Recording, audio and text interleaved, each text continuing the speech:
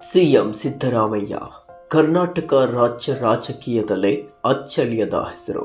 ಇಂತಹ ನಾಯಕ ಮಾತಿಗೆ ನಿಂತರೆ ಎದುರಿಗಿರುವ ವ್ಯಕ್ತಿ ಸೈಲೆಂಟ್ ಆಗಬೇಕು.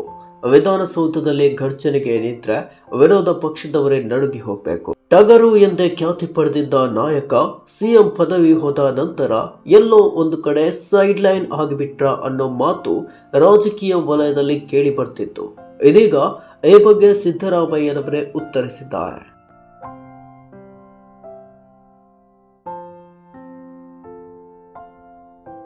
ಹೌದು, ಸಿದ್ದರಾಮಯ್ಯ ಸೈಲೆಂಟ್ ಆಗಿದ್ದಾರೆ ಎಂಬ ಚರ್ಚೆ ವಿಚಾರವಾಗಿ ಬೆಂಗಳೂರಿನಲ್ಲೇ ಮಾಧ್ಯಮಗಳೊಂದಿಗೆ ಮಾತನಾಡಿದ ಅವರು, ನಾನು ಎಲ್ಲಿ ಸೈಲೆಂಟ್ ಆಗಿದ್ದೇನೆ?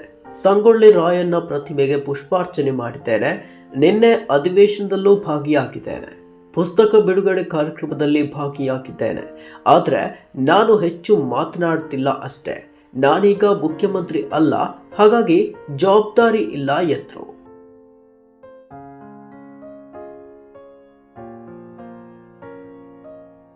ಇನ್ನು ಮಹಿಳಾ ಕೋಟಾ ಭರ್ತಿ ಆಗಿಲ್ಲ ಎಂದು ಬಿಜೆಪಿಯವರು ಆರೋಪ ಮಾಡ್ತಾರೆ. ಇದರ ಬಗ್ಗೆ ಮಾತನಾಡಲು ಬಿಜೆಪಿಯವರಿಗೆ ಯಾವ ನೈತಿಕತೆ ಇದೆ? ಅವರ ಸಂಪುಟದಲ್ಲಿ ಅಲ್ಪಸಂಖ್ಯಾತರಿಗೆ ಅವಕಾಶವನ್ನೇ ಕೊಟ್ಟಿಲ್ಲ. ಮಹಿಳೆಯರಿಗೆ ಸ್ಥಾನ ಕೊಡಬೇಕೆಂದು ನಾನು ಹೇಳಿದ್ದೇನೆ ಎಂದು ನುಡಿದರು.